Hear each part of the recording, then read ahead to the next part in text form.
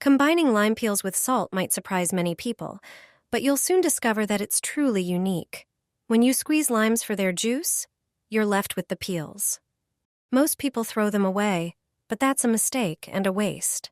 Instead, set those lime peels aside, collect at least a few of them, place them in a pot, add about 4 cups of water, turn on the stove and start boiling them.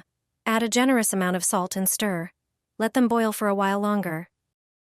Then, add 1 tablespoon of baking soda. Turn off the stove and let the pot cool. Once cooled, strain the contents into a bowl using any sieve. Slowly pour in half a cup of vinegar.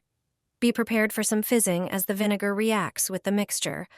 Once the fizz subsides, pour the solution into a spray bottle. This makes an excellent and long-lasting cleaning solution with a pleasant scent. Personally, I love using it for cleaning the bathroom. It effectively removes lime scale and soap scum, leaves a fresh fragrance, and works well on all kinds of surfaces.